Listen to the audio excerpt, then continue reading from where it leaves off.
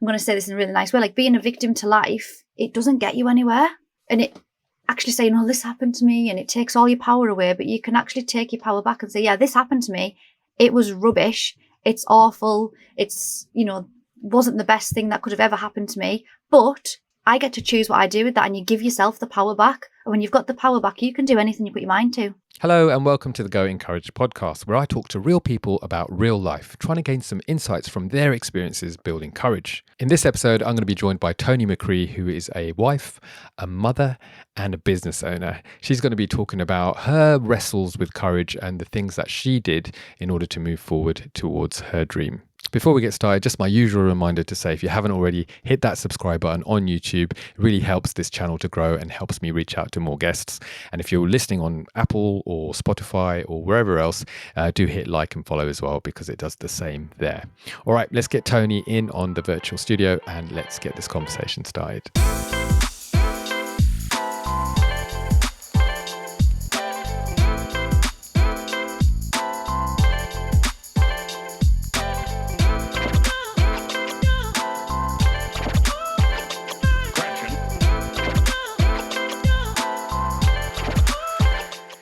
Hello, Toni. Welcome to the Go Encourage podcast. How are you doing today? Hello. I'm really good, thank you. Thanks for asking me to come on. I'm really pleased you decided to come on. Yeah, I'm really happy about it. Good. Let's see where the conversation goes. Yeah, I'm excited. All right. So the first thing I ask my guests is, do you know what your name means? I actually do. I didn't until recently, though, and it's actually really interested me because my name's Toni, Toni. And it's actually from Greek origin, and it means flower. And it's funny that it's from Greek origin because I chose to get married in Greece, which was just a total random place we picked. But it's funny thinking, I wonder if that's subconsciously a reason why. I don't know. It's just quite interesting to find out what it means. But yeah, literally only found that out about a year or so ago. So where are you originally from? So I'm from Cumbria in the UK. The Lake District, as I like to say, because it makes it sound a bit more posh. But I'm absolutely not posh. But yeah, from Cumbria in the UK. I've lived here all my life, and so have my parents as well. Okay, all right, brilliant. And then in terms of, like you mentioned your parents there, what were your family dynamics like? Pretty good, to be honest. Kind of traditional, mum and dad together, 2 kids. I've got a sister who's 18 months younger than me. My mum and dad did have me quite young though. My mum was 19, my dad was 20. So they had us really young and kind of taught me from a young age that your kids come first. They made a lot of sacrifices for us, obviously not having pursued any big careers by that point. So we never really felt that, like, we didn't really see that side of it. But as I'm older now, I understand the sacrifices they made, but we just were made to feel like we are the most important people to them in the whole world, which is, I'm so lucky to have that. Yeah, it's beautiful. I can totally relate to that as well. I think my mum was 19 as well when she had me. Oh, really? And you're the oldest. I am. I'm the oldest, first child. Sensible one? Not really, no. I was going to say you had to think about that, didn't you? No, my sister's much more sensible than me, yeah. Okay. You'd think she was the older one. She's always been taller than me as well from about age 5. So everyone always thought she was older. But no, it's me. Also, breaking the stereotypes, I like it. So as a young girl, if you think back to when you were younger, did you have an ambition? Was there something that you wanted to do when you grew up? I never really knew what I wanted to do. I kind of flitted from different things. I think as a child, and I think most children in healthy lives growing up kind of have this thing that they think they can be everything all at once when they grow up. And it's really magical, isn't it? We've got that kind of imagination, and on the weekend, you'll be an astronaut, and on the weekdays, you'll be a pop star, and then you're going to go and work in an office and the shop. But for me, I think I really loved animals when I was younger. I was absolutely obsessed. I would collect like toy stuffed animals and have myself my own little kennels or breeders. So I loved dogs, and we had a couple of dogs when I was younger as well. And I think for about most of my childhood, I thought I was going to be a vet when I grew up, which is crazy to think now because that is absolutely not on my plan of things to ever be. But yeah, as a child, I really wanted to be a vet. Okay. And then fast forwarding to today, what is it that you do now? So it took a total U-turn for me. So as I was growing up, I actually I'll tell you a little bit about my background and how I've got to where I am, because it'll make so much more sense. So as a child, obviously, I grew up, got to age 16, went to sixth form, didn't really know what I wanted to do. I had not a clue. I didn't really want to do anything. Everything was kind of, do you want to be in the police? Do you want to go and do something in the medical background? Do you want to do finance, business? And there wasn't really anything that I thought, oh, I really want to do that. So I just went to sixth form thinking, surely I'll figure it out after these 2 years. It'll just come to me. Everyone knows what they want to do at some point. And it didn't really, but I met my husband when I was 16, 17, and we actually got pregnant when I was 17. Total surprise. My son once asked me if he was an accident. I was like, no, you were a surprise. Surprise is the word I like to use, because best thing that ever happened to us. But obviously it was a big shock at the time. And I was planning to go to university, and I was just, I used to skive a lot at sixth form because I didn't know what I wanted to do. I was just this frivolous person who just kind of winged life. I was always kind of quite bright, but naturally bright. So yeah, one of them lucky people, I suppose, who just winged life. But when I got pregnant, I was like, oh my word, this is going to change everything. And my mindset totally changed as well. I was hearing comments of, oh, she's ruined her life. Them two are never going to last. Oh, she's going to end up on benefits. Like, what a waste of a life. And it, instead of it making me feel like, oh no, what have I done? It actually fueled a fire in me. And I was like, no, I am going to be successful, and I'm going to do something that is going to prove everybody wrong. So I obviously finished sixth form. I finished sixth form with 4 E's, which my, the head of sixth form was actually said, congratulations, you've got 4 A levels. I was like, sir, I've got 4 E's. He's like, yeah, but that's really good because you were hardly here. So I was like, okay, I'll take the win. Anyways, I go off on tangents, by the way. No, it's good. So yeah, anyways, I ended up leaving sixth form, obviously having a little bit of time out to have a baby, to become a mum. Became a mum when I was 18. My parents were really supportive of us and helped us massively at the time as well. And yeah, I kind of just had that time to become a mum. And I still had this burning desire to kind of prove myself. And I just didn't know how that was going to happen. I didn't want to go and leave my baby and go out and go to uni full time, or go and get a job where I was leaving him all of the time. It was kind of a bit of a fight for me, to be honest. And then this opportunity just presented itself into my life where I could do this university degree from home without getting into any debt. It was totally paid for, which was incredible. And it was going to take me 3 years. The only requirements was I had to go to uni once a month, and we had to do like 2 residentials every year, like team building and stuff. And it was a business degree. It was called Professional Practice for Business, but the name of it was Aspiring Leaders, which really takes me on to where I've got to now. So following my degree, I was working kind of bars, restaurants while doing it part-time around my husband's shifts, looking after obviously my son Joey. Went on to have another child as well. So I've actually got 3 boys now. So I had my second baby. And then when he was 7 months old, I finished my degree, and I got a job in the NHS. Just got my foot in the door as an admin assistant, working 3 days a week. I was so chuffed. I felt like I'd really achieved something. And then very quickly I got promoted to being, a higher role in that team. It was two bands higher in pay. So I was like, oh my God, yes, I've done it. But the only thing was I had to go to full time. So it was Monday to Friday, Right. 9 to 5. My oldest son had just started nursery and going into reception. My youngest was 7 months old. And I was working this full-time job. And I'll be really honest, at the time, I thought, that's it. I've done it. I've proved everyone wrong. I've got a good job. We're standing on our own 2 feet. We've got 2 children who are thriving. And yeah, I might be at work every day, but my mum and dad, they worked opposite shifts when I was younger. So to me, that was normal to miss out on time with your children to provide. It was either you have money or you have time. You can't have both. That's what had been bred into me, and, just through growing up. So yeah, that's kind of how I was. Then in September 2020, the words 2020 always either make people go, or Yeah. yeah. September 2020, so mid-lockdowns, right in the middle of it all, I was presented with another opportunity, which was to basically recommend skincare that I was using on social media, with friends. I'd been seeing one of my friends do it for about 4 years at this point, and I always thought, oh, good for her. But I'm an ambitious, career-driven woman. I'm not selling some little products on the side for, a little bit of extra money. Like, I'm really going places. I was waiting for another promotion at work, things like that. But September 2020 hit. Me and my husband had needed to upsize because by this time we had 3 children. I'd actually had a proper maternity leave with my 3rd child as well, and I loved that time I got to spend. And going back to work was more challenging than I'd actually anticipated that time. But I'd done it. September 2020, I really wanted a Lumi Spa, which is one of the products that we recommend through the business I'm partnered with. I was seeing all of my friends get this glowy skin, but we'd upsized our house. We'd borrowed some money to do some work in it. We thought it just needed a little bit of plaster here, some paint work.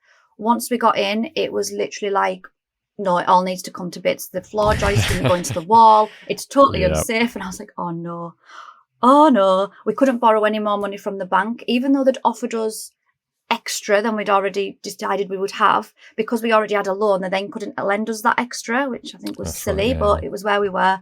Again, I was working full time. My husband was working full time, and he plays in a band on the side. So he was busy every night and weekend doing as much as he could. He plays in a band? Yeah, he's in a band. He plays in a band and he sings, he plays guitar, can play the drums.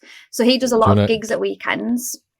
Does he still do it now? Yeah, he still does it now. Yeah, he loves it. It's great. Do you want to shout out their band? Yeah. His band's called, he's got 2. He's got Us Two, which is a duo. And then he's got a band called Collision. So they do like party hits and covers and things like that for parties. So Us Two and Collision. Yeah. Okay, cool.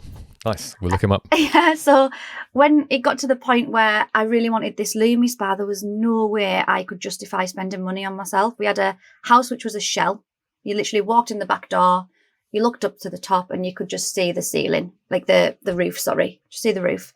And we had to put it all back together, and we totally ran out of money. So we were borrowing money from family, which I hated. I felt like I got myself to this really independent place in my life where I was earning my own money, standing on my own 2 feet. And even though my family are all really supportive, I really didn't like that, borrowing the money, even though I knew I was going to get to pay it back. We'd maxed out credit cards, loans, everything, try to put it back together. We were still renting our other house as well, obviously because we couldn't live in this one with no floors in. So we were in a bit of a predicament. Oh, you're in the house? You're in that house now, the one that you bought? I'm sitting in it now. Oh, cool. It's incredible. Nice. Then I wanted this Lumi Spa device, and one of my friends who was partnered with the business said to me, you do know you can join this business for free. There's no minimum orders. You can get your Lumi Spa at wholesale price. And if you recommend it to a couple of friends and family, you'll make your money back. And I thought, winning. I'll do that. I can justify that. And it was at that point that I got involved in the business and understood the compensation plan. I was totally blind to the fact of how much you could earn online, how much you could earn through, side businesses. I was totally gobsmacked, and I thought, this is it. Do you know, sometimes in life when you feel like you're at a place and you think, oh my God, there's nothing good's gonna come of this. I feel really stuck. And then suddenly it's like, here you go. Here's what you've been asking for. It felt like a total, here it is. This is what you need. And honestly, it's completely changed my life. So today I actually do this full time. So I worked it alongside my full-time job while we got the house finished. We paid the family members off, we paid the debts off, everything was gone. I went to part-time for a little while, so I got to drop a day a week at work, which was an absolute dream come true for me. That had never felt possible before. So I got to take my own children to school. And that might sound crazy to some people because it's a bit of a chore doing the school run for some people, but for someone who'd never been able to do it, it was everything to me. And then June 2022, left my full-time job. I've been doing this full-time ever since. I get to earn around my family, my own commitments. I'm sat here on a Friday at 11 o'clock doing a podcast. Like, that would never have been possible when I was in my old job. It's given us so much. It's also paid for us to go, all expenses paid, to Mauritius. Took my husband there in 2022 as well. It's changed my life. And what it's done for me the most is actually what we're here to talk about. Is it's brought me out of myself. It's reminded me of who I actually really am deep down, and not this idea of what everyone else expects you to be, which I think I was trying to live up to in the past before this, getting the job, working all the hours, thinking this is success because everyone else thinks it's what I'm supposed to be doing. Now I actually feel successful in my own right and in alignment. Love that. There's so much you've put there. One of the things I wanted to sort of maybe unpack a little bit is, that narrative that you got at an early age. Oh, she's got herself pregnant. That's it. Her life's wiped out. All the kind of rest of it. What you said there, and it sounded like you took that and you didn't say, "Yeah, that's me. I'm going to lick my wounds in the corner." You were like, "No, I'm gonna fight against that narrative. I'm going to push back." Absolutely. And it sounds like to me, but I don't want to assume. It sounds like to me that for you was such a driving force to get that 9 to 5 and make it, get the tick box. Yeah, I did it. Mm-hmm. But you didn't stop there, because it looks like the world, the universe, however you want to put it, opened that door into this business now, and this is taking you far beyond what you could imagine. Yeah, 100%. I do believe everything happens for a reason in life, and if I hadn't got pregnant early, I wouldn't be who I am today. It made me exactly who I am, and I think sometimes things happen in life, and I've always had this kind of mindset. I think when I was younger, my dad was always really supportive, and he used to tell me all the time when I was younger, you can be anything you want to be. Whatever you do, though, choose something that's going to make you happy, and dream big and all of that. But then it was almost like you hit a certain age and then you're told to stop living in dream world. And even from my dad as well, like as I got older, it kind of dwindled away. It's like, well, you've got a baby now, you need to get into the real world and stop living in dreamland. That was kind of said, and that was actually said to me when I started doing the business that I do now. A lot of people said to me, you live in dream world, that's never going to pay you full-time wages and blah, blah, blah, blah. But I think I always have, your subconscious is formed from up to the age of 7, I think it is, around 7. Mm-hmm. And because I had that really positive impact from there, I think naturally my mindset, and I'm really fortunate for this, actually does default to that. Yeah, I can do it. I can do anything I want. And it doesn't matter what you say to me, I'm going to do it anyways. And actually when someone says to me, you can't do that, it's like, so bad for it now. Like when kids and they said, don't touch that red button, and a kid's like desperate. That's me still now. You can't do that. Yeah, I am. Watch me. I'm doing it. Let's do a quick fire. You ready? Yeah. What's Toni's favourite food? Steak. Oh, how do you like your steak done? Medium rare. We are on the same wavelength. Okay. Favourite mode of travel? Do you like planes, boats, cars, walking? Planes, because it means I'm going on holiday. It means I'm escaping. Right. You're going to the sun. Right? Yes. Okay. Dress up or dress down? I'm going to say dress up. Okay. I thought I would say dress down, but when you've just asked me there, I think no, dress up. Yeah. Nice. Makes you feel good. Right. That's true. That is true. Although I'm such a sucker for a hoodie. Like at any given time, I'm like, put the hoodie on. It's like dress up and then dress down as soon as possible. Yeah, exactly. All right. A special place for you in the world? Mauritius.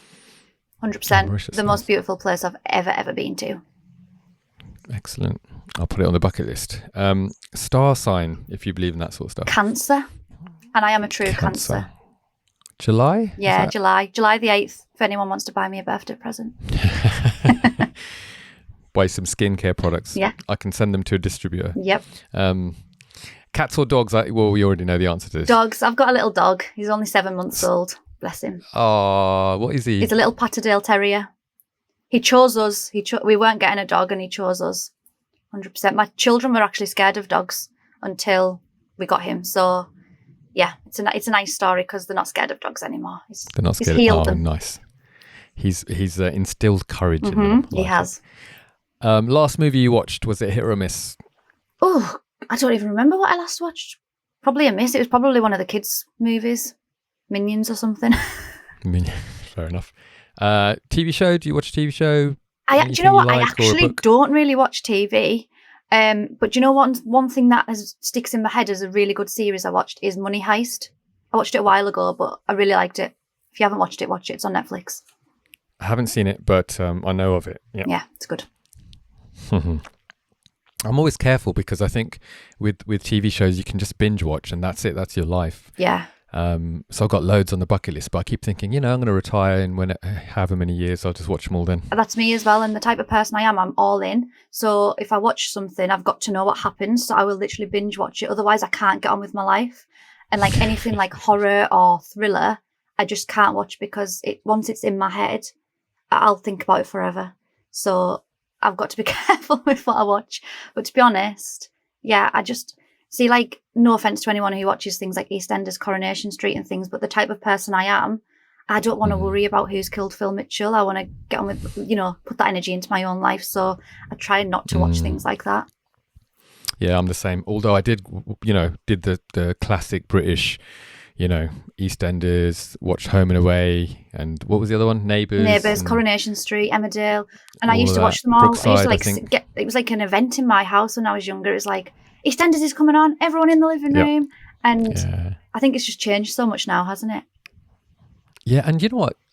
Going off on one a little bit, but I think there were special times though, because I don't remember much about the TV show, but I do remember gathering around together, making sure the kettle's on, and etc. You know what? That is one thing I think this generation are missing, because they've got so many distractions. My sons are 13, 9, and 6, and it's all computer games and chatting to the friends online, which is obviously really lovely that they get to do that. Sometimes I think there's pros and cons. But they actually just want to escape upstairs and go and do that. I actually I said to the kids the other day, should we put a movie on all together? They're like, do we have to? And I was like, oh, okay. Whereas when I was younger, that would have been like, yes, movie night. It's just so different. Yeah, totally. And like a takeout or whatever was such a big deal back in the day. Whereas now it's like, oh, I don't fancy that. I want this. Can you go and get it? And you're like, you have no idea what it was so like for lucky us now, back aren't in they? the day. Like, just get stuff like that. But even adults, like now, everything's on demand. So you can just watch anything whenever you want. And there's no real, you have to wait a week for the next episode and things like that. It's the instant gratification, isn't it, all the time? And, I think it's sometimes a bad thing in life now. Because no one's willing to wait and work for anything anymore. You want to know something, you go on Google or you go on Chat GPT, you put it in and it instant answers. Whereas back in the day, you'd have had to go to the library, find a book, and you would enjoy the process of learning something. And although it's instant knowledge now and we've moved so fast, sometimes I think it would be nice to just take that step back and, just get back to that delayed gratification. Yeah, I totally agree with you. And it's part of the human experience. It's so important. And it does instill things in you that you wouldn't be able to see in advance. Yeah. For example, let's take your example of a book, right? You go to the library, you go to get a particular book, it's not there, you're gutted, but you see something else catches your eye, and then you start reading that, and all of a sudden now you're into this whole new thing, and it's like, oh, I didn't know I'd like that. It's back to that whole everything happens for a reason and leads you down the right way. If I hadn't have had the house setback, I would never have said yes to the business I'm partnered with now, and I would still be working a job that didn't really fulfill me or make me feel aligned. I would be living a completely different life. So I always say, whenever I get a setback or something happens, it's to propel you forwards into something else. Yeah, I agree with you. I think I could go off on a rant.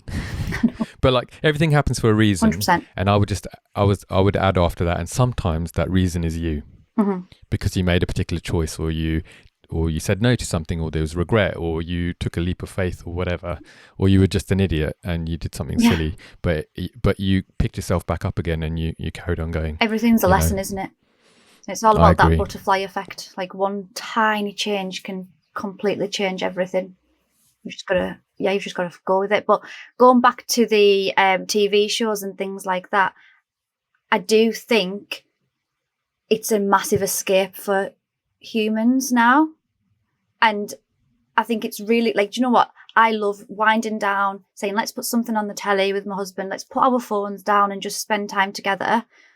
But you've got to have that discipline now, I think, to think, right, am I doing this because it's well needed rest and coming together, or am I binge watching the 6th series in a row and actually putting off what I really should or want to be doing to propel me forwards? So I think that's where my discipline came in with TV shows is because I've got such an addictive personality. I was like, yeah, I'm just not going to seek that right now. So yeah, I'll watch stuff now and again, but I'm quite precious with my time as well.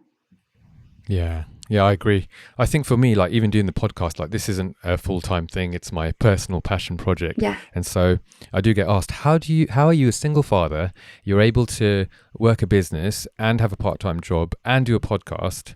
Like, where's the time in the day? And I'm like, there is time in the day. Yeah. There really is time in the day to do this 100%. stuff. Like if you're organized, you're scheduled enough. You've just got to but also to prioritise allow it. for some flexibility. Yeah, absolutely. Yeah. And so Do you know if what? I'm watching, you saying that's just made me think that's exactly how I built my business up. That's the sacrifice I made. So when I first started doing New Skin's the business I'm partnered with, when I first started doing New Skin, I was working a full-time job, 3 kids, that they all play like football and do sports and stuff outside of school. So I was constantly busy.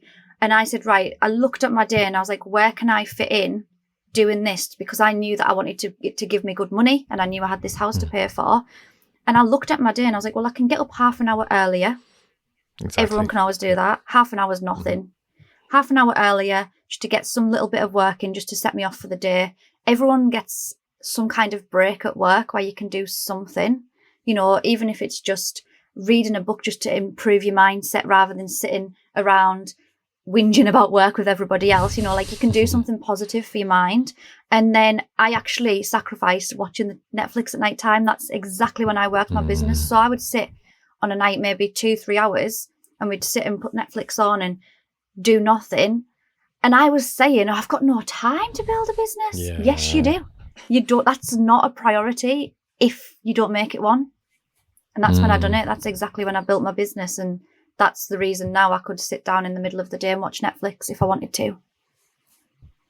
I couldn't agree more, honestly. I think there might be other ways to do it, but what you're saying is exactly the way I did it as well. Yeah. I was like, there is time. If you carve it out, you can make time. 100%. And if you have a passion and a heart to do something, really everything else is an excuse. Like, you know, you push forward, you could get somewhere, and be consistent. I think that's the other thing as well, isn't it? Be consistent. If it's not a one hit wonder, is it? Like you got to keep going. That's what I mean. It's delayed gratification. Anything worth having does take time and effort, and I think that's what the human race doesn't as much anymore see, because of how instantly we can get everything these days as well.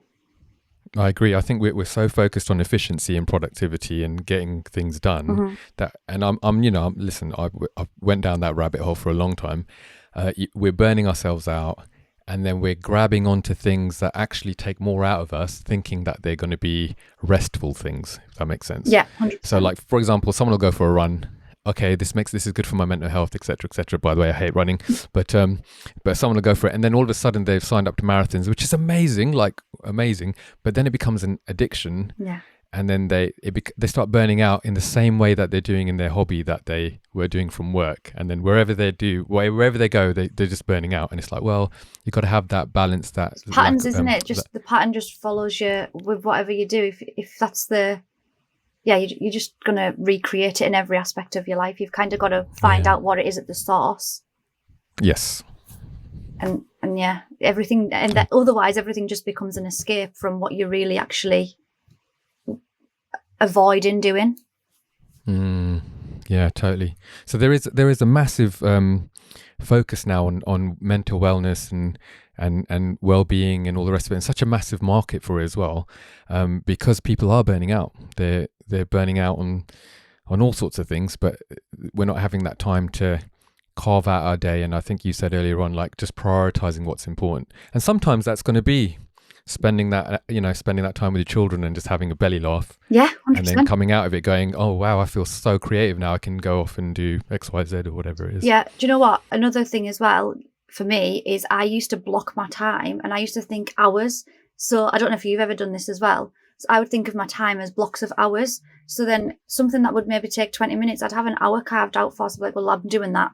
And actually realizing that some things only take 10 minutes, but I don't know if anyone else does this or just me, but I used to literally block an hour out for everything. So I'm like, well, I can do 6 things in that working day because everything takes an hour.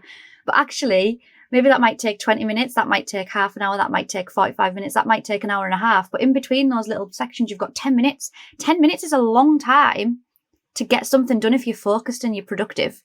And, you know, especially with the way the world is now, if it's something online, you can do so much in 10 minutes.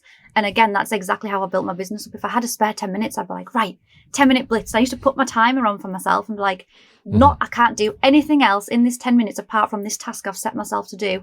And once the 10 minutes is done, put my phone down and carry on, because I have got a really short attention span, really short. I've always had it, and I've always been aware of it as well. So having little tasks set like that is really good for me, where I race against the clock, because it means I know I'm going to get it done. Yeah, I can relate to that. I'm very much the same. Yeah. I use something called the Pomodoro effect. I don't know if you've ever tried that. I've heard of it. Yeah, it's brilliant. Or Pomodoro technique, or whatever it's called. But yeah, so it's very similar to what you're saying, but it's 25-minute slots. And then when the 25 minutes done, you earn 5 minutes downtime. And then it's that delayed gratification again, because when you get those 5 minutes, you're like, oh, what can I do in this 5 minutes? I'm going to do this. I'm going to do that. It's like just rewarding yourself, isn't it? Yeah, I've actually tried that as well since becoming full-time in the business. I've done that 25 minutes thing, and it does work. But I think because I've got such a short attention span, the 10-minute ones just work so much better for me. You've done the 10-minute one. You should rebrand same principle, though. And whatever you're doing, give 100% to. So this is something I've learned massively. So when I was obviously so busy building my business, working a full-time job with 3 kids, I sometimes would fall into the trap of bathing the kids while doing this on my phone, while also trying to fold some laundry. And I was like, oh my God. And it's actually way less productive to try and multitask, because you can't actually multitask. It's not a thing. Multitasking is just flitting really, really fast in your brain from one task to another, back and forwards. Whereas if you just focus on the task at hand, you'll actually be so much more productive, because you'll do a better job of the task you're doing.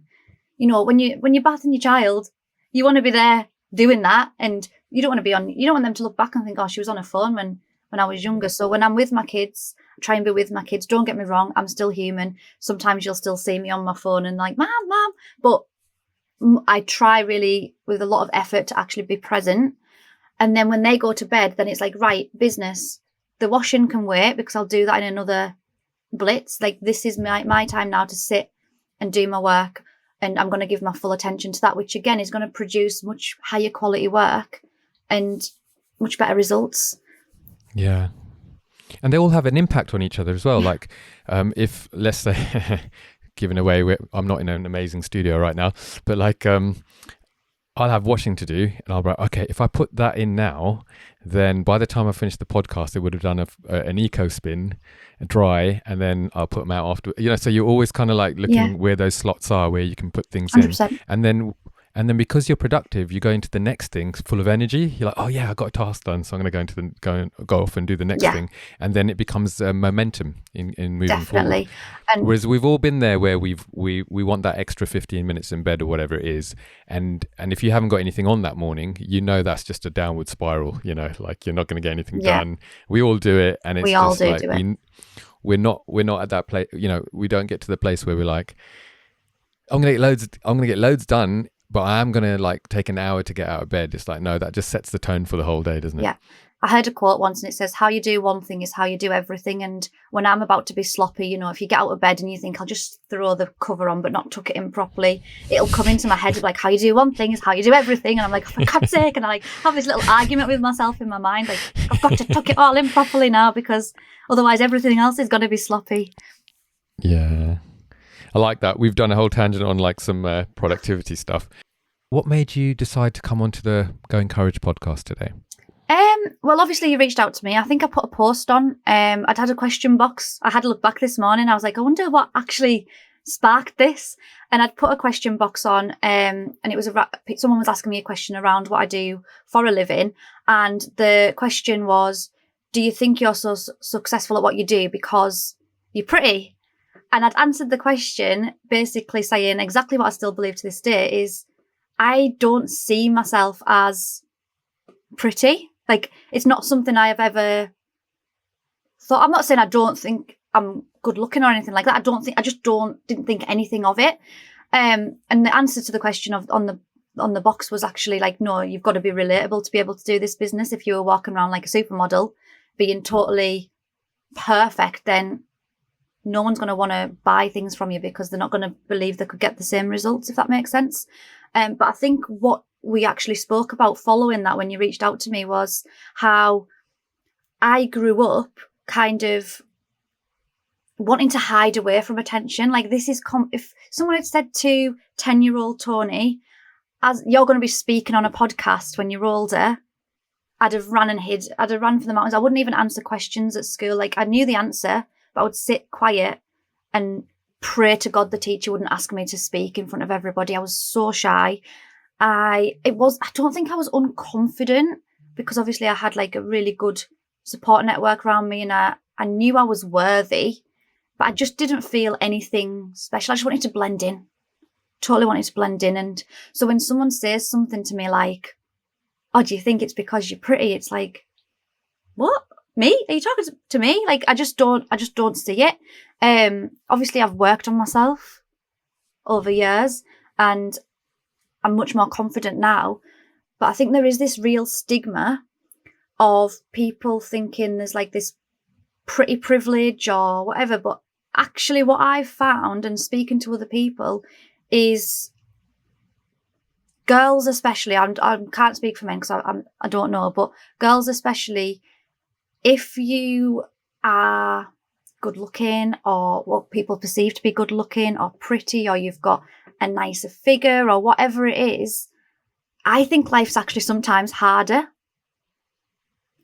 because this is just my experience. Girls, especially back when I was younger, would not be as nice to you because they felt threatened. And I didn't realise this at the time, but looking back, in some situations in my life, I felt not good enough or felt like I've been put down or excluded. And I thought it was because there was something wrong with me. And obviously growing up and doing all the mindset work I've done, I've realised that actually a lot of the time it's jealousy that fuels this. And I'd absolutely hate to think what some girls go through, especially now with social media and things like that. You see so many people getting hate for how they look. And I actually think it's sometimes worse for people who are perceived as being better looking or whatever, because that jealousy streak really does fuel people to be quite mean. It's so interesting, because actually, like, if I think of my school experience, and I grew up with loads of girls that were friends, etc. Grew up in a family of like, so I've got my sister and then I've got cousin sisters, etc. So I feel like I was quite in touch with the female psyche from a young age, and often it was like, if you're not good looking, you're the one who's like not included in things. Oh, we don't want to go with her because, you know, she's going to bring the tone down or whatever. I'm not saying the people I grew up with were like this. I'm not saying that at all if you're listening. But you're seeing that a lot in groups, and people getting bullied for having a big nose or big ears or whatever the feature is.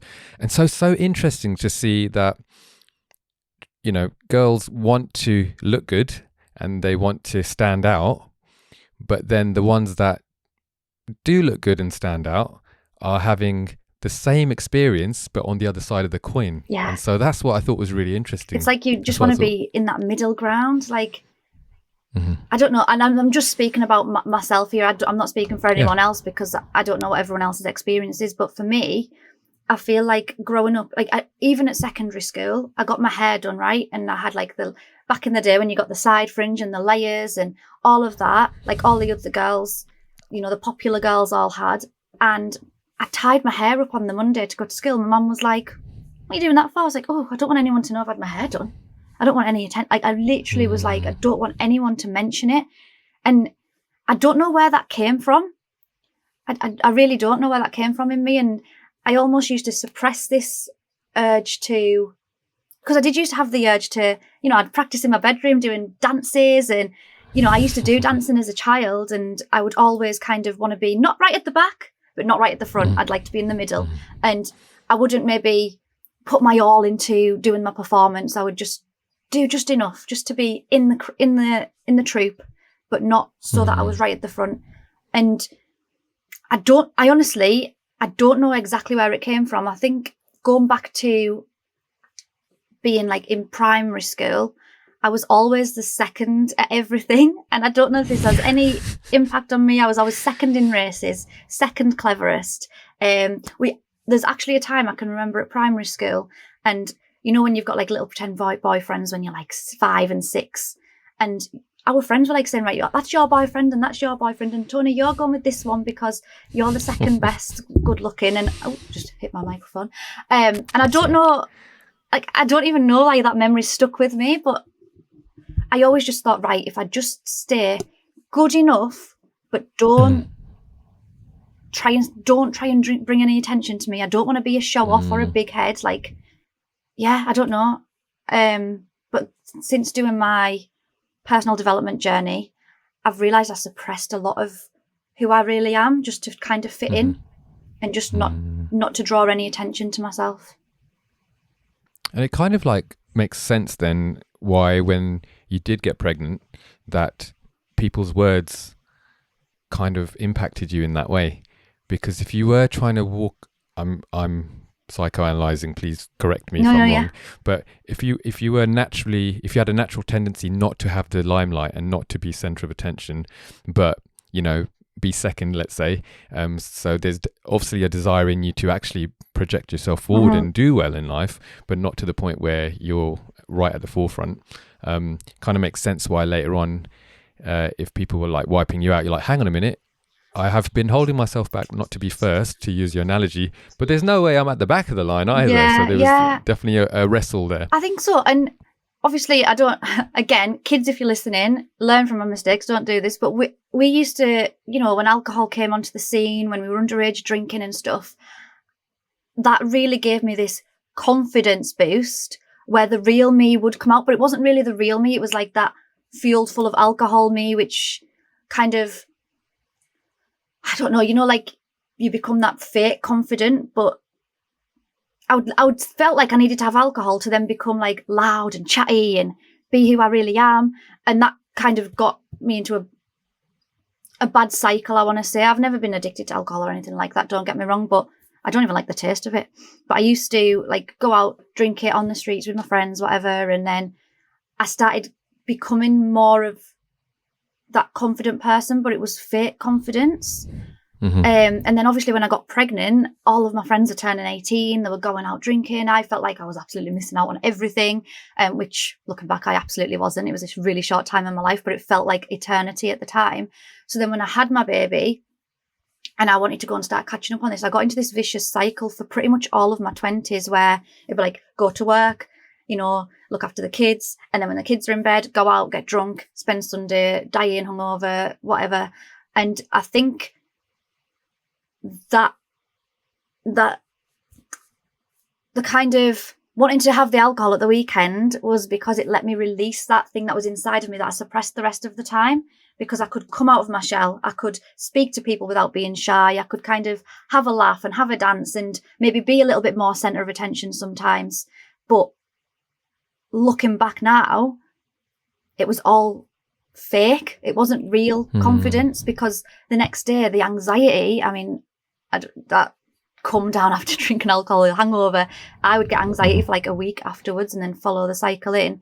So in 2022, I actually stopped drinking alcohol for a full year, for the whole of 2022, because I knew to become the version of myself who was going to be able to do this full time, what I do now, and to get to that next level of personal development and really open my mindset, that I had to become the person I was trying to be through alcohol in real life.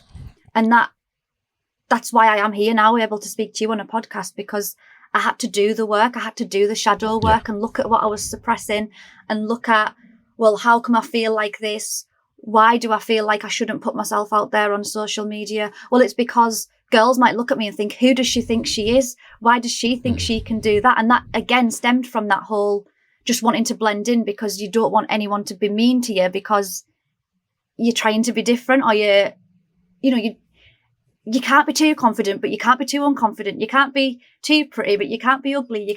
It's that whole, whatever you do, someone's going to have something to say. And I think learning that and realising that gave me the confidence to go encourage what this podcast is all about, to actually think, do you know what, sack what everyone else thinks, because they're all worrying about what people think about them rather than what they actually think about me. I think we've all got this, we're all the main character in our own life. And we all think, oh, what if I do this, they're going to think this and they're going to say this. But actually, anything that's said to you or anyone thinks about you is actually just a reflection of them and their insecurities. And that's why I think if you are someone who maybe stands out for whatever reason, whether it's because you're pretty or because you're more confident or because you're less confident or you think you've got flaws, whatever anyone says to you and how everyone reacts to that is actually just a reflection of them and their insecurities inside of them. And when you learn that, it's honestly impossible to offend me now. Almost impossible. Almost. Is that a challenge? Should we try, try. the podcast? Go on, No, try. I'm kidding. I'm kidding. I think you make so many good points there. And I think it is, let's take alcohol and let's be really specific about what we're saying. We're not saying alcohol's terrible, you shouldn't drink it, etc. But what we're saying is if you're using it as a way of escaping something on the inside, then it's going to catch up with you at some point. And you'll become desensitized to whatever addiction it is that you're using to do that. And I use that term addiction loosely. I don't mean you can't go without it, but you are hiding behind something that is stopping you really from becoming or exploring who you actually are. And when you get to that place, you can go to a party and not need a glass of wine or a whiskey or whatever to get on that dance floor or crack those jokes or meet new people. And you'd be surprised because those kinds of people who've got it all together might shout, give it all the odds and look like they're really confident. But actually you'll see the quiet, reserved, and I don't mean quiet on the outside. I just mean the way that they relate to you, not giving you their opinion all the time, all that kind of stuff. You'll see that there's quite a solid foundation to the person there, and becoming like that does take you. You talked about going on a journey there, doing the work on the inside to be able to stand in your own two shoes and be able to be comfortable in your own skin. Yeah. Do you know what? I used to look at people who I perceived as confident and I used to think, oh, I wish I could be as loud as that. I wish I could use my voice like that. And, it used to trigger me sometimes as well. Sometimes people would trigger me because I'd be like, why are they being so out there? Like they're doing, I'd kind of get triggered by it. But when you realize when something triggers you, it's either because it's within you as well, or it's a jealousy thing, or, if something's not within you and you don't align with something or don't like it, it's usually just because it's not for you. And that's fine. Like if something's just not for you, it's not going to trigger you because you're just going to be like, okay, that's not for me. I'm just going to leave that. But if something or somebody or someone's traits really trigger you, it's usually because you're suppressing that within yourself. And I used to get quite triggered by people who were overly loud and in your face. I used to think, oh my God. But I've actually learned that they are the insecure people usually because they have to be so loud.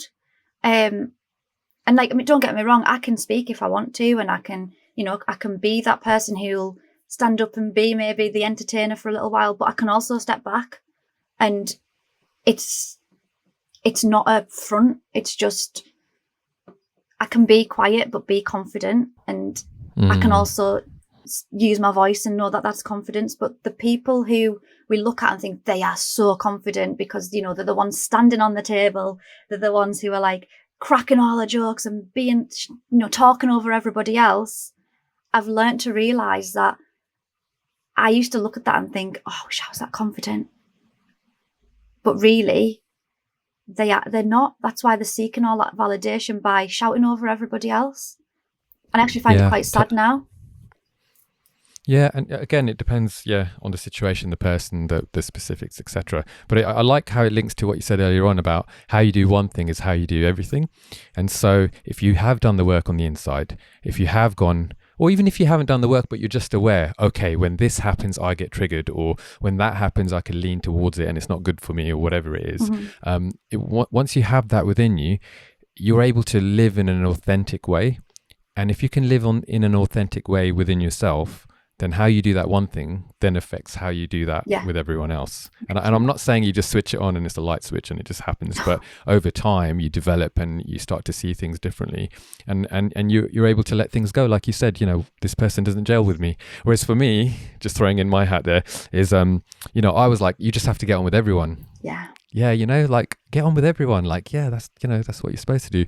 But actually, as you go through life, you realize that it's just not the way life works, I think you every human can, being goes through that stage of wanting everyone to like them and being that people pleaser. And I don't know anyone personally who hasn't either gone through it or is going through it, where you want to please everyone. And I think it comes like you say, from that place of being okay with who you are and understanding that it doesn't matter what you do, not everyone's going to like you anyway, because everyone's got their own shit going on and everyone's reflecting what's going on inside of them out into the world. So you could be the most amazing, kind, giving person in the world, and there's still going to be someone who thinks, who do they think they are, giving everything to everybody else? What does she want? A blue Peter badge? Do you know what I mean? You're always going to trigger somebody because that's just the way the world is. So you might as well be who you are authentically and not burn yourself out. Feel exactly, be exactly who you are and feel good about who you are. And the right people will love you for it. And the people who aren't going to, they're not going to anyway. So there's no point worrying about it. At least you can live a life where you're fulfilled, because the other way, when you're trying to make everyone like you, you're not fulfilled, you're burnt out, and still everyone doesn't like you. So it's a lose-lose situation. I agree. And I think where I've landed is I'm a natural encourager by nature. And I feel touched when people encourage me, in all areas of life. And I just think that even if someone is saying you're not good enough, your voice is, you stumble, your vocabulary is not good enough to be on a podcast or whatever you want to say, you're like, okay, but I'm doing it. Yeah. Exactly. And where's yours? Where's your podcast? Or where's, I'm just using that example. Where's your business? Where's your skincare business, etc.? Because I think so many people want to give you an opinion and project their insecurities onto you. They get so busy wrapped up in that, and it feels like, oh, I've done something good in the world, when actually you haven't done anything. You haven't done anything, and you haven't got any credibility or experience in the thing that you're talking about to be able to give that advice anyway. So it's kind of like, okay. Whereas I think when you develop a relationship with someone and that person comes alongside you and becomes a fan, I don't mean a fan of what you're doing, but a fan of you as a human being, a cheerleader, etc. Those are the people that I would actually take advice from and say, okay, what do you think? Call me out. What is it? What's the issue? And then they're actually giving it to you from a position of wanting you to grow, or at least giving it from their perspective of what they've seen. Whereas if it's just like, right, I was with a therapist once, and she said to me, Rix, why did you feel you had to give advice to that person? I was like, oh yeah, because I knew the answer, And then she was like, oh, so you went through that situation, did you? I was like, no. Okay, you don't need to give advice unless it's asked for. And I was like, whoa, change the way I had conversations with people. It's hard though, isn't it? I think we're quite similar in that sense. Sometimes I had to do a coaching module in my uni degree for the leadership stuff, and I found it so difficult when I was younger, because you have to ask the questions and let them find the answer. And I was like, well, I know the answer, I can just tell her what to do. And she was like, no, that's not about it. And it's taken me years, up until, like I say, the last 4 years, when obviously I've become a coach, so I coach other people to now start their own businesses like I'm doing. And it's taken from then. And again, everything happens for a reason. There's a reason I'd done that uni degree when I did. There's a reason all of this fell into place. And it's because I now use what I learned there in what I do today, even though back then I thought it was useless and I didn't understand why I was ever going to need to do it. I do that now. But yeah, it's all about that kind of, you can't just go and tell everyone the answer, because people aren't ready to hear it. As frustrating as it is, if you think you're going to help, sometimes it really doesn't help people. Because if someone had told me back when I was 17, just go and start a business with new skin, because it was around then, it's 40 years old, because that's what you're going to do anyway, that I wouldn't be I wouldn't have been the right person. I wouldn't have grown to who I am to be able to be successful in it. You've got to let people go through their own journeys and through the motions. And the hardest people to watch do that is your kids, and I'm sure you'll agree. When you just want to tell them everything, and you're like, you need to learn this lesson yourself. It's so difficult. Yeah, it's so hard. But what I found is at the ages mines are at, so like sort of 11 and 13, the more autonomy you give them, and you give them a compelling reason to do something, the more they're willing to do it, which is amazing. Like getting them to take their vitamins, right, was a bit of a headache. But now I'm like, okay, I've got 3 kids. I bought you a vitamin pill, jar each, right? These are the reasons why we take vitamins in the morning, right? This is what it could do for you, the benefits, etc. I'm not going to give you them. I'm going to put them here, and it's up to you every morning to go and grab your vitamin. If you want that kind of fulfillment, physical, whatever it is, benefits, then take them in the morning. And I tell you, it's worked. It's quite a new thing, but like, they're smashing it. Yeah, I took it this morning. I'm like, great. And that's their own autonomy of them. And that's coaching, right? Yeah. As opposed to, you better get that vitamin down you. If you don't do it, it's like, it's a completely different perspective. But it's paid off in that particular aspect of life. I'm still working on the rest of them, but you know what I'm saying? No, yeah, 100%. And I think I'll tell you a little story about my son. So my middle son, when he was about 3, he would get all his toys out on the floor. And then Damon, my husband, would say, pick your toys up, if we were going out or something. And he would say, why? And Damon said to him one day, because I said so. And I was like, wow, no, don't do that. And he's like, what? And, he was like, Dayton never listens to me. He never does what I'm asking him to do. And I was like, well, that's why, because you're not giving him the reason why. Like, this is the exact same person I am. Whereas my oldest son is very much like, jump, Joey, how high? Is that, he's always done as he's told. So my husband struggled with my second. He's a typical middle child because he wants to know why. So it's like, well, yes, why do I need to pick my toys up? It's like, because I said so. And I said, no, don't say that to him. Tell him why. And he's like, what do you mean? I'm his dad. I've told him to pick his toys up. He should pick his toys up. I was like, you're not going to create and grow a human in the world, an adult that's all like wrong to me. And this was while I was going through the very, very start of my personal development journey. I said, tell him why, because that is so good. That is questioning why you're asking him to do something. So Damon said to him, oh, well, you need to pick them up because we're going out now. And if you don't pick them up, they're going to get lost while we're out or stood on. And if you put them all away, you'll know where they are. So when you come to play with them when we're back, everything's going to be where it's meant to be. And everything's tidy and nice. And Damon went, okay, and picked them up. Damon was like, it was like so shocked. And I said, that's because he just wants to know why. And now because you've given him a reason and he's like, oh, that makes sense. He's like, okay, I'll do that. I said, imagine the adult he's going to grow into now. Like, he's not just going to do what society tells him to do. Like, that's what I did.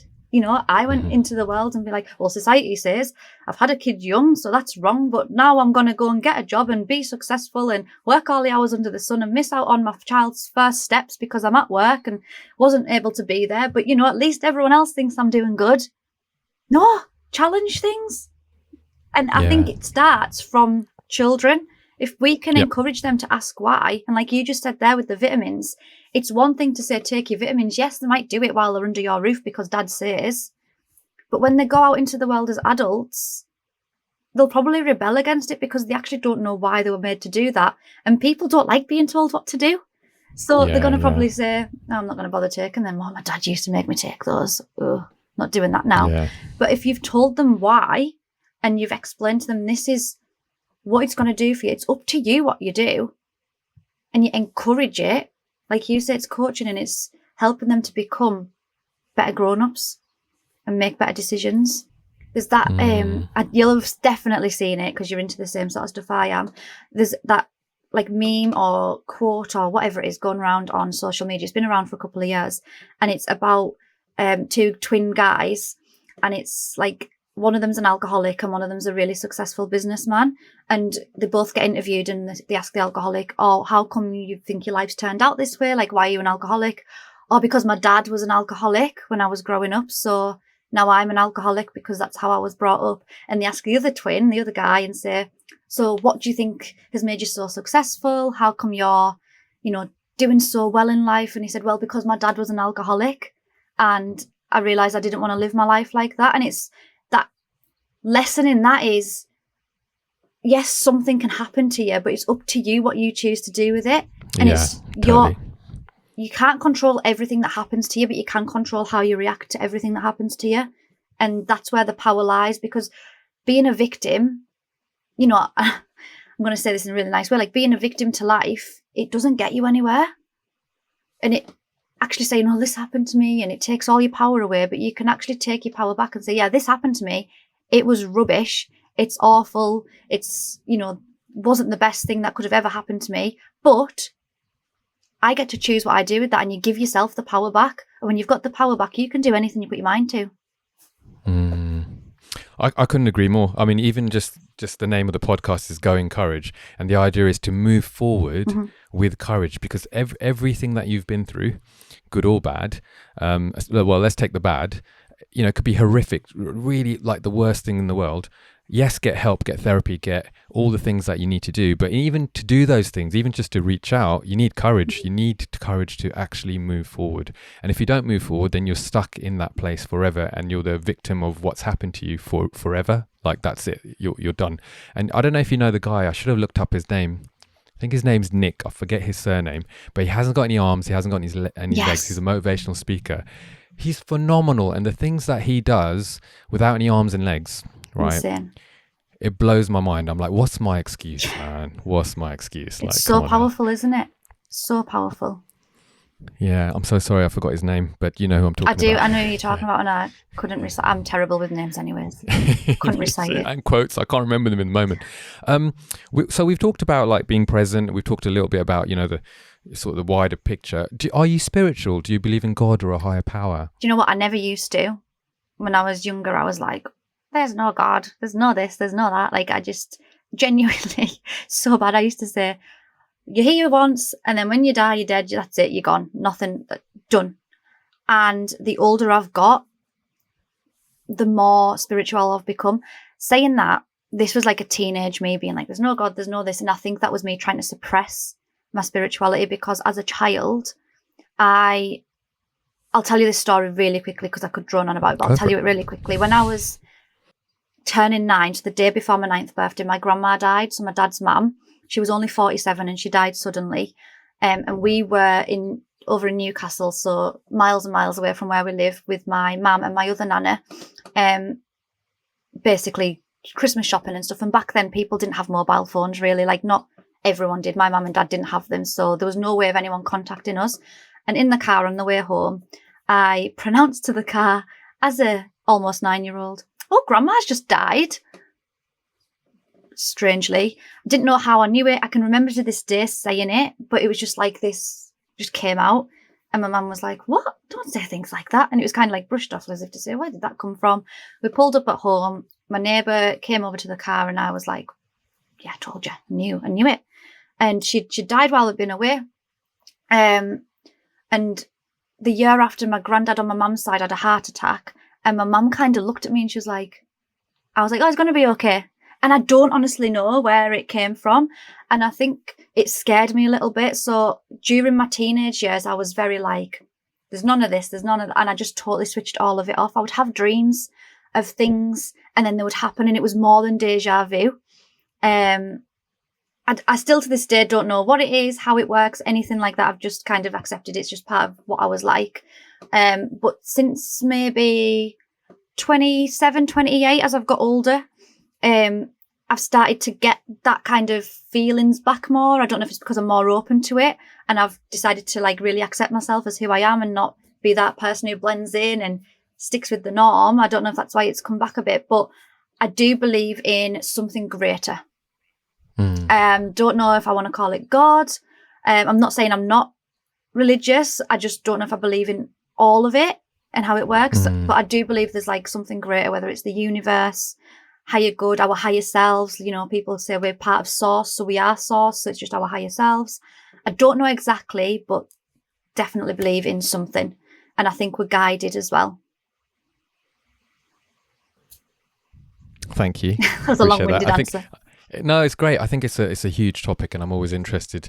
I meet loads of people, atheists, agnostics, people who are religious, people who have a faith, people who are spiritual. And I just think like there's so much division among all of that. We're right, we've got the answer, this is what you should think, this is what you should believe, etc., etc. Going back to the story with your son as well, like this is what you should believe and this is why. Yeah. But actually if you're asking questions, I always think that if you ask questions that are based on truth and genuine curiosity, then you might not get the answer straight away and it might take you all of your life. But I think you're onto a good path then, because eventually you'll get what you're looking for. Because I believe in a very if in a very nutshell way, I believe that there is something bigger than ourselves, and I think truth is at the center of that. So if you chase truth in life, you'll get it. Yeah. It might take some time, you know. Yeah, I think there's just so much out there now, and like you say, there's so many people trying to push this is how it is, and you're like, how do you know? Like, you can believe what you want to believe, but pushing it onto other people, I just think that makes me go, oh, I don't, okay, that's fine, you believe that, and I'll take on board what you're saying, but actually don't tell me what to believe. And I do think now as well, I don't know if you've ever tried it. Have you ever tried asking the universe for a sign or anything like that in a specific form?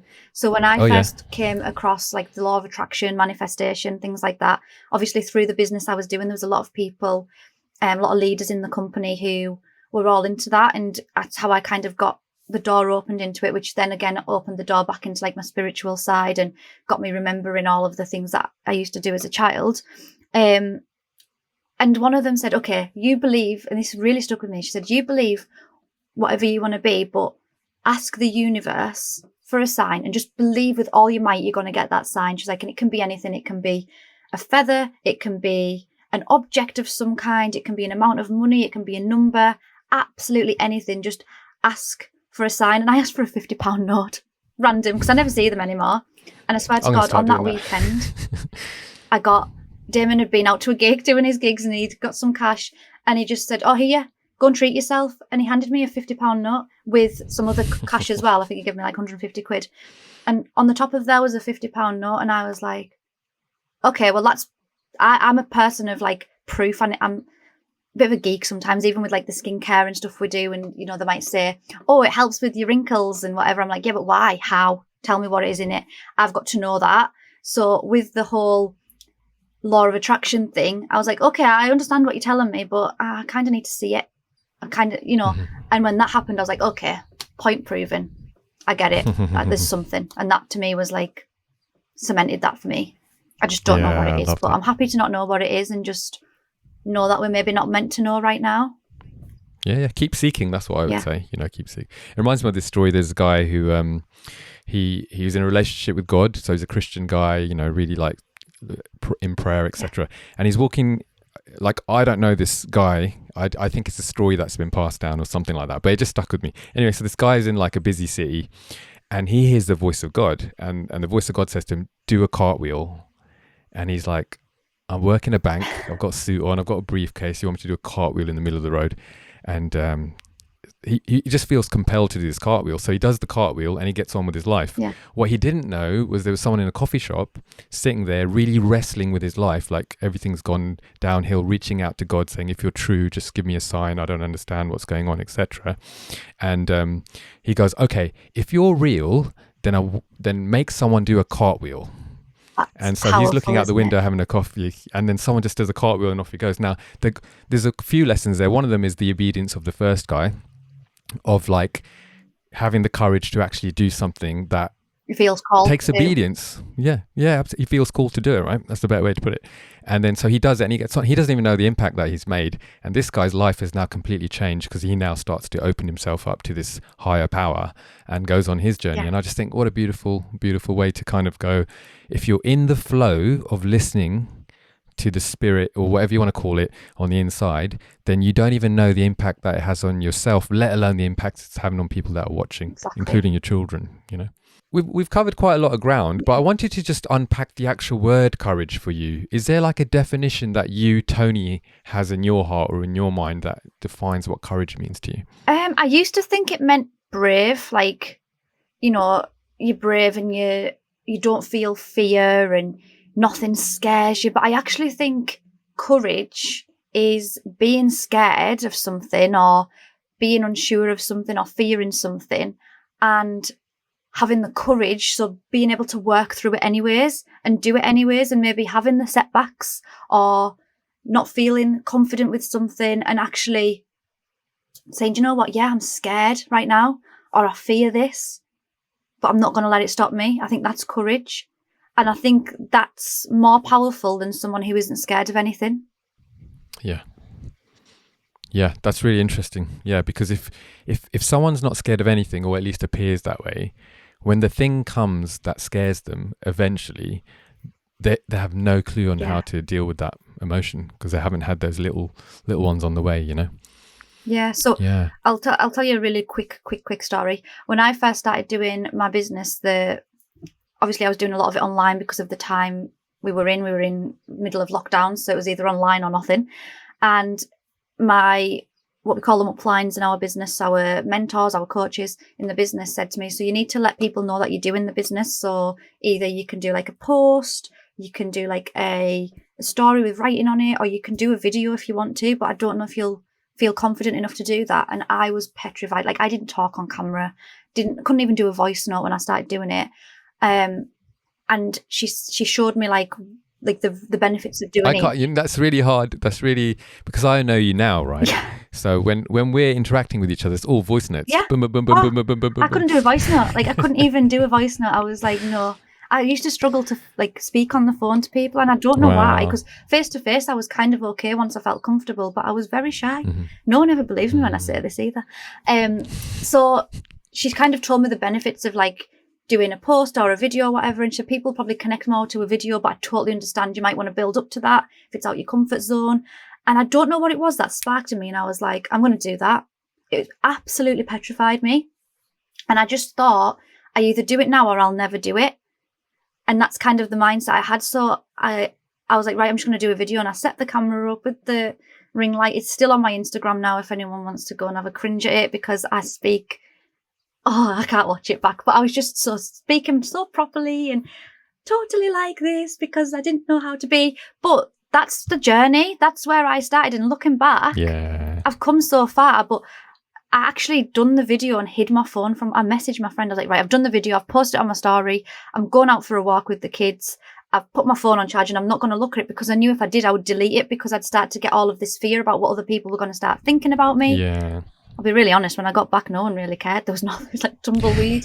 And it just proved to me again that people aren't as bothered about what you're doing as you think they are. But yeah, I had to go all in. But now I'm where I am because I've done that.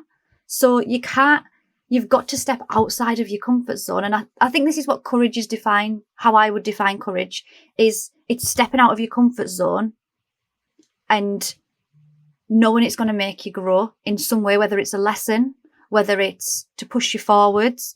I think courage is growing by stepping out of your comfort zone and doing something that fills you with fear.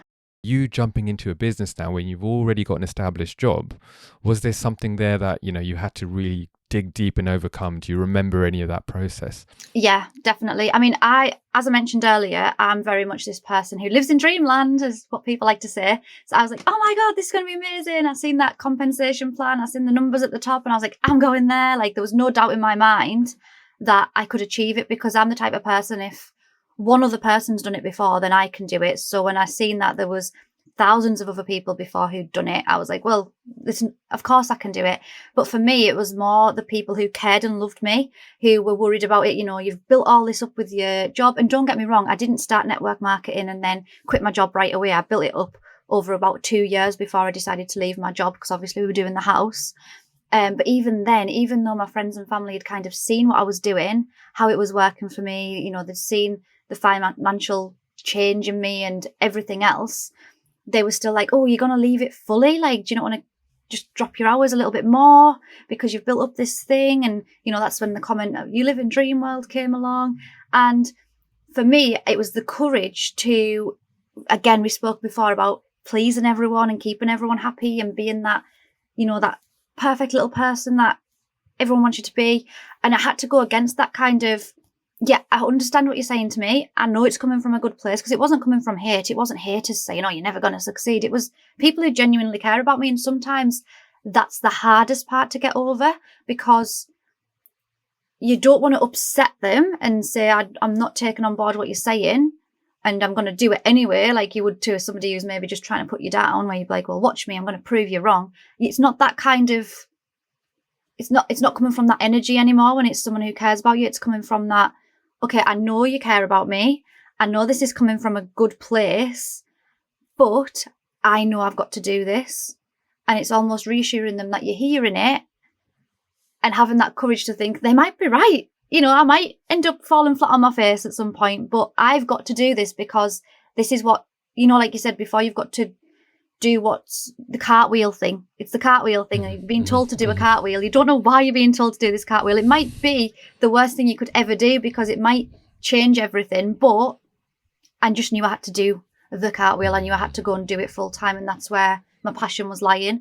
And my friends and family supported that, obviously, whether it was through them feeling a little bit like, oh, I hope it's right for her. But yeah, it's just... I suppose that was the hardest part for me. It wasn't actually having the courage to go and do it for myself. It was the courage to say to other people, I'm doing it even though you're advising me not to.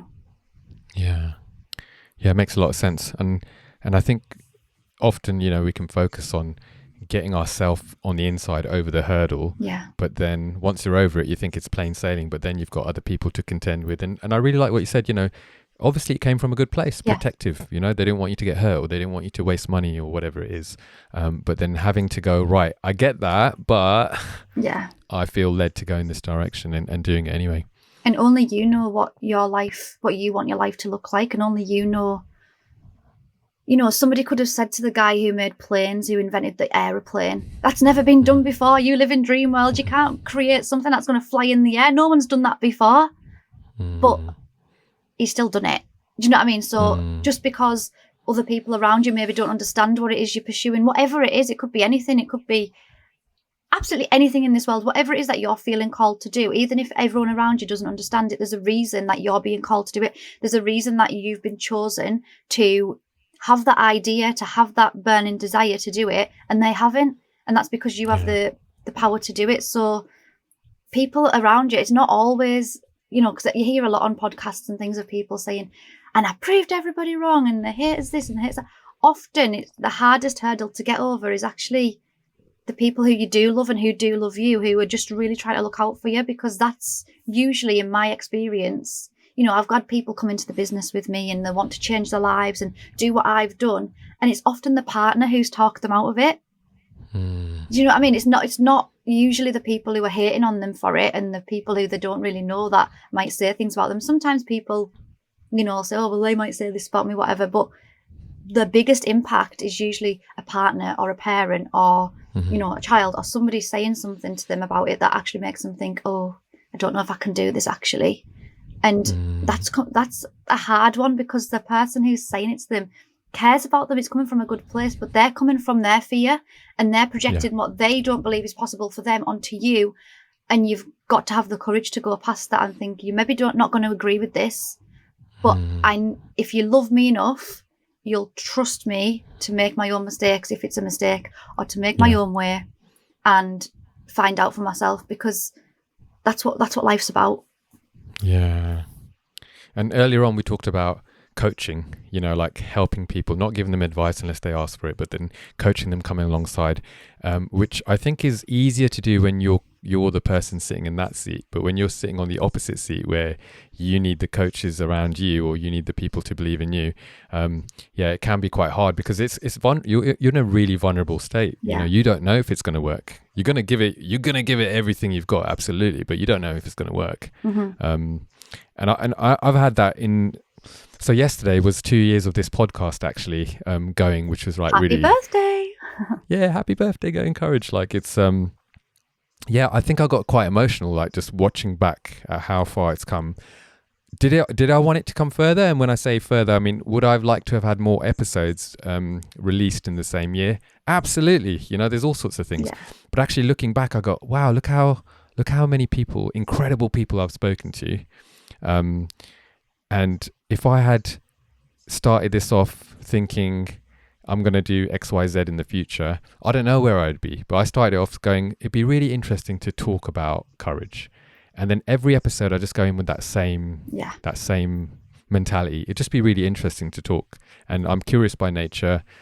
You've come on and I'm like, okay, let's see what Toni's about. And it's just a natural flow. And I think you can't really overthink it. It's just something that I feel like is natural. Yeah.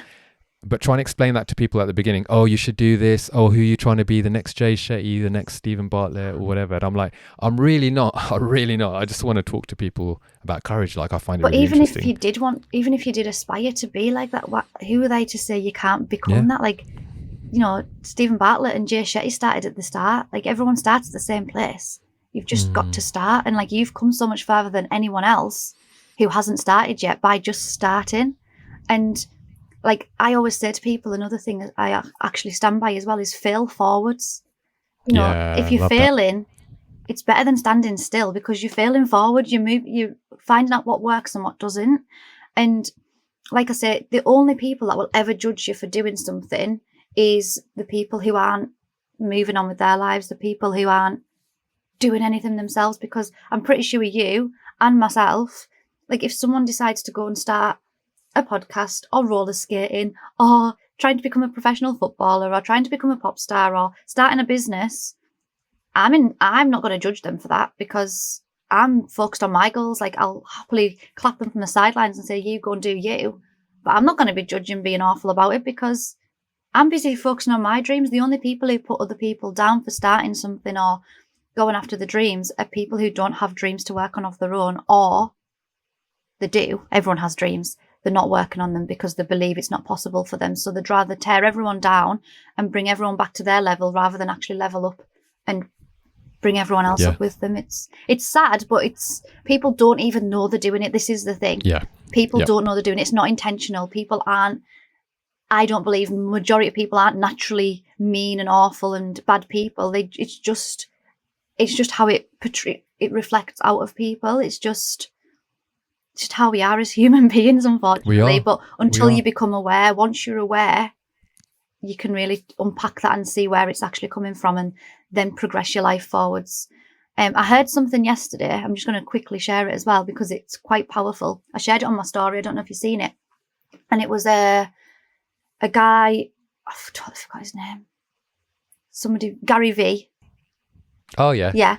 And he was saying how about when people worry about what other people are going to say about them and talk about them and that, he's like, he never ever worries about it, because he doesn't do it about other people. And because he doesn't do it about other people, he doesn't worry about people doing it to him, because it's not in his conscious. So if you're somebody who gossips about other people and talks rubbish about them and puts them down and, what are they doing that for kind of thing, then you're the type of person who's going to worry what people are saying about you. But when you're not actively participating in that, and I can vouch for this because I'm so busy building my business, I don't have time to worry about what everybody else is doing and nitpick at them. And actually, when I hear other people, maybe, if you're out with people or in the school playground or wherever you are, and you hear somebody say, have you seen what such and such is doing? And it's a bit like, I'm always like, no. But even, like, I don't know, I'm just always like, oh, good for them. Like, that's what naturally comes from me. It's not like, why do they think they're doing that?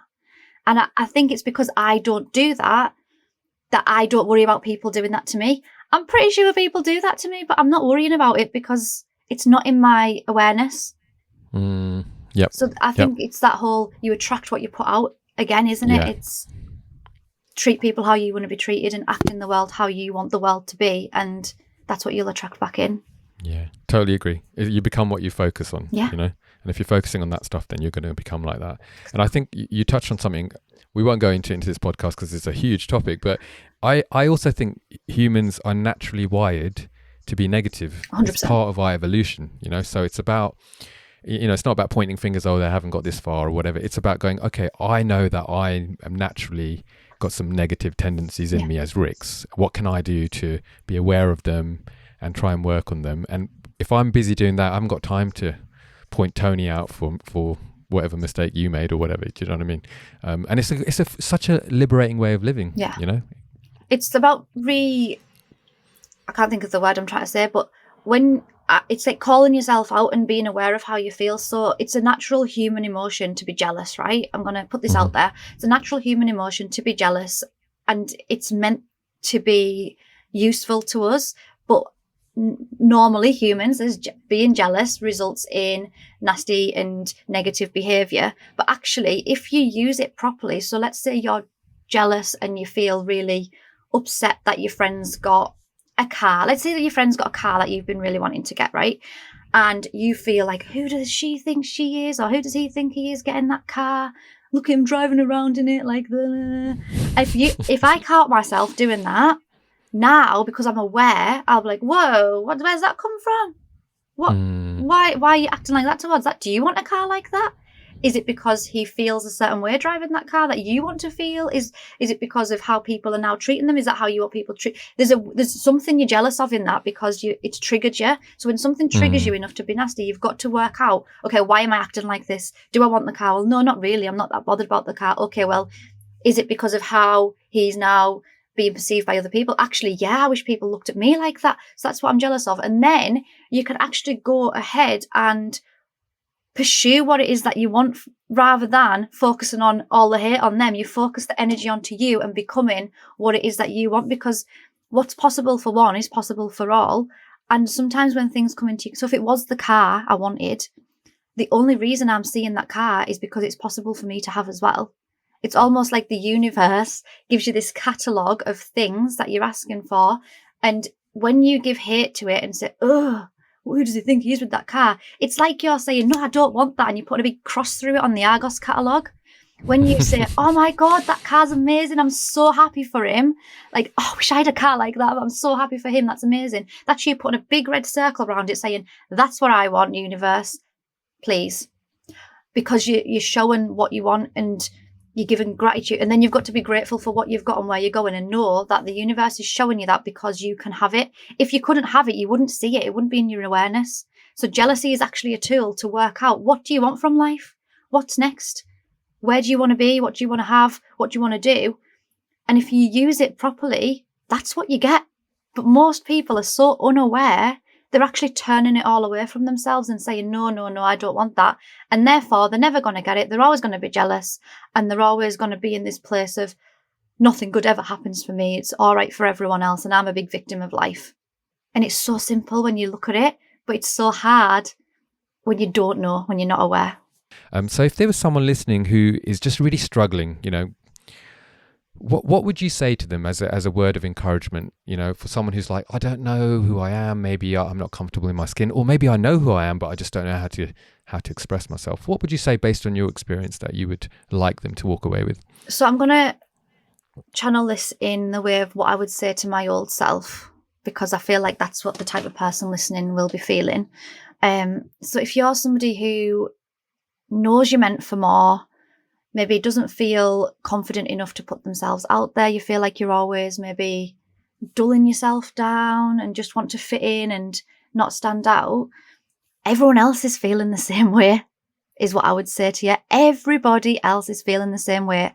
And we're all in it together, but we all feel so alone and like everyone's against us. But actually, when you understand that everybody else is self-conscious about something, about how they look, self-conscious about how they are,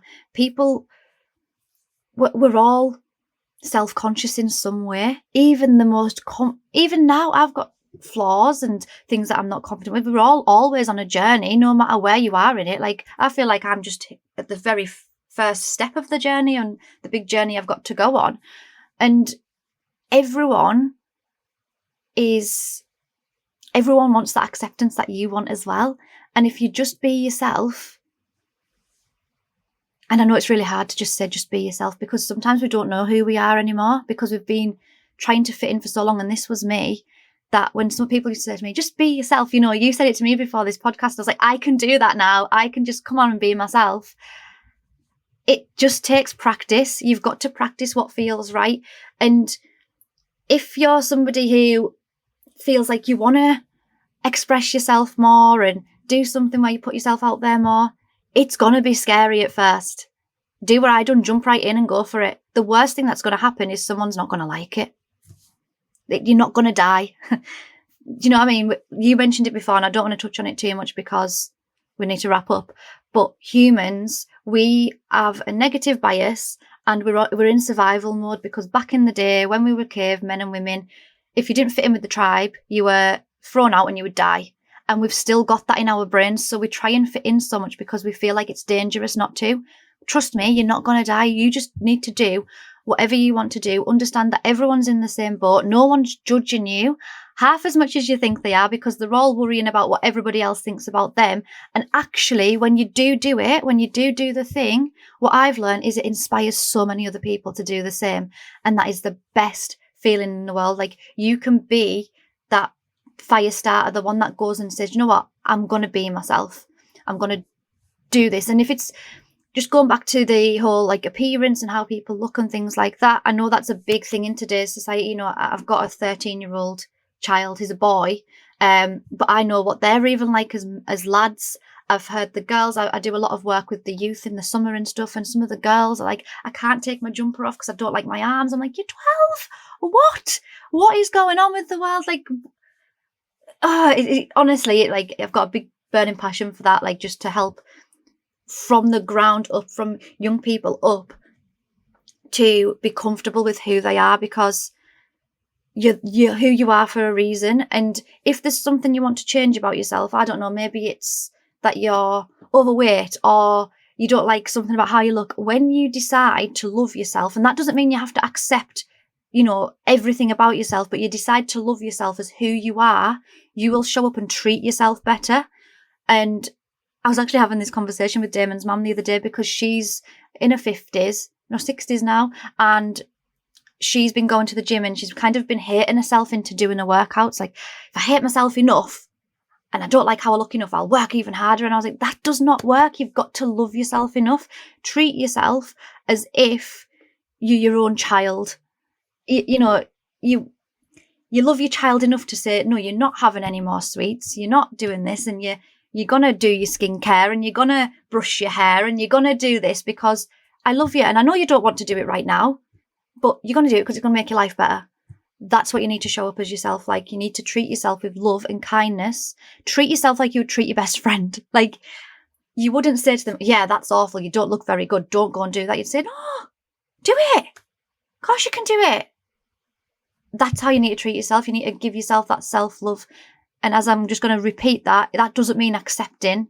That doesn't mean accepting being lazy with it. It doesn't mean accepting, well, I can't do it because this is who I am. I'm going to love myself as being this suppressed, shy person that I know I'm not really deep down. Self-love is actually saying, I love you enough for you to be the best version of yourself you can possibly be. And I'm going to push you to get out of your comfort zone and go and do it because I know it's going to be good for you.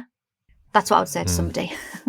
Yeah, that's fantastic. Thank you. And I think you've worded it in a way that makes so much sense, you know, to whoever's listening. So I really appreciate that. Because, and you know, I love and again, it's come up a couple of times in our conversation, but the whole thing that nobody really cares, right? Just get on with your life. Like, it's okay. You're not that important, you're gonna be all right. In the nicest way possible. You're not that important. Yeah. And we really aren't. And even if you are, like, even if you got to whatever level you aspire to be at, when you're dead and buried, you know, how much do people really remember? Even if you think of the greatest of all time, you know, you think of some big names, people who've invented amazing technology. I mean, do we really spend that much time thinking about them? Not really. So no, because we're all thinking about ourselves and what people think about us. Exactly. So go and be, like you said, the best version of yourself. Show up for yourself. Be a best friend to yourself, like you said. I think Jordan Peterson puts it, be a parent to yourself in the way that you would your own child. I might have misquoted him, but that kind of thing. Yeah. And that's it, isn't it? It's that relationship with yourself that you're continuing to build. And when you can do that, naturally that'll just overflow into all your other relationships. Yeah, 100%. Yeah, totally. I don't know why I'm thinking about this, but I used to have anxiety like quite a lot. I couldn't go to the shops. I was like panic attacks, etc. Years and years ago. Yeah. It's a whole story, and it's probably one of the driving factors of Going Courage. But the other day I was in the shop, we were in Tesco or something, and I like Linkin Park. I just got some tickets to Linkin Park next year, so I'm like really excited. And so there's this song, and it goes, I let you cut me open, da, da, da, da. And it's like a proper rock song, right? And I'm just walking down the aisles just singing the song, like not really loud, but just singing it to yourself. And my kid's like, Dad, you're being embarrassing. What are you doing? I was like, what? And they're like, you're singing again. I was like, oh. I was like, I just really like that song. And I start going on about the song. And they're like, Dad, we're in Tesco. My friends go to Tesco. Da, da, da, da, da. And I'm like, fair enough. I was like, oh yeah, sorry about that. And then we just carried on. But that was no way my natural default place to go much. Years ago. Because like, you just go, I don't care. I'm having a good time. And I'm not hurting anyone. I'm not, you know, causing a nuisance. I'm not shouting at the top of my lungs. I'm just getting on, you know. And so those kinds of things then start to naturally just come out of you. And they're not even things you have to address. If you address this stuff on the inside, then like I'm saying, it starts to impact, you know, the rest of your... Yeah. And how you do one thing is how you do everything, right? Yeah, exactly. And anyone in Tesco listening to you go down the aisle singing a song to yourself, being happy, like that radiates energy and positivity, and they all got to feel that. Like, it's much better to be that version of yourself than, to, oh, I better not sing out loud in case anyone hears. It's just, I would see that and I'd think, he's having a good day. And it would make you smile, and that's how it radiates through everybody. It just passes on, and anyone who's triggered by it isn't happy, and that's it. Toni, it's been a great conversation. It's been a good conversation, hasn't it? Thank you. If someone listening wanted to reach out and get in touch with you, what's the best way to find you, find what you're selling, what you're doing, all sorts of things like that? So probably my Instagram, which is Toni Mcrea, just my name. You can get me on there. I do use Facebook and TikTok as well. Again, exactly the same name. That's probably the best place. We won't judge you for still using Facebook, but yeah, carry on. Yeah, Facebook is a good tool. It's a good tool. Okay.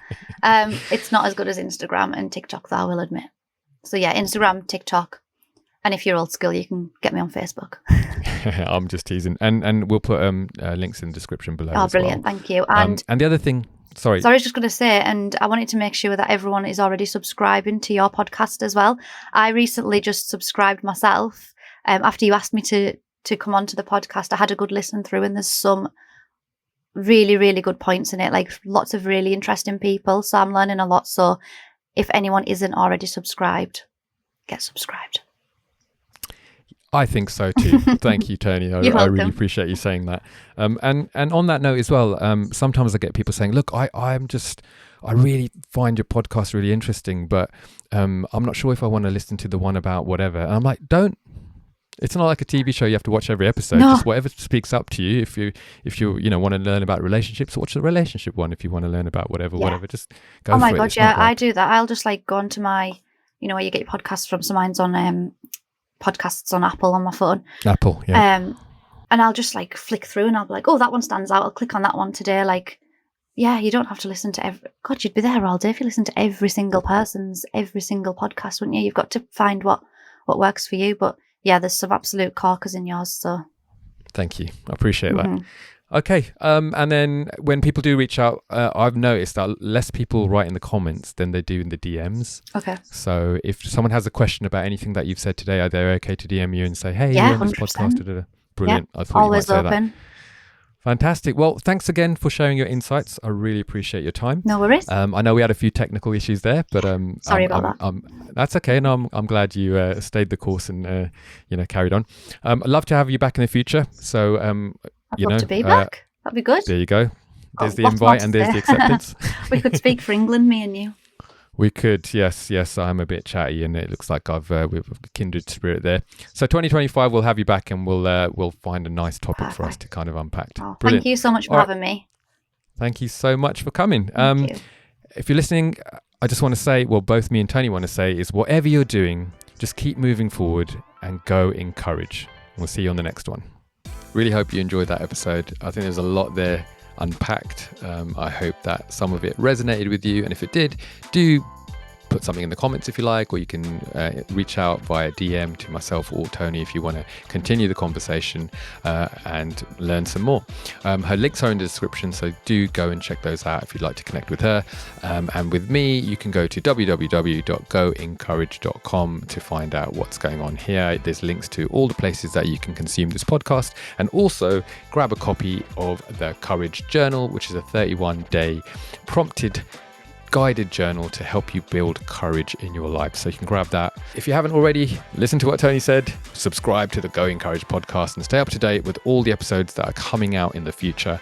You can also connect with me on Instagram. That's the best place to get hold of me, where I usually shout out about the podcast, give you any news and any updates about who's coming on, and also post things that I find quite interesting in life. So if you'd like a little bit more Rix, you can jump on there. All right, so whatever you're doing in life, keep moving forward, keep going in courage, and I shall see you on the next episode.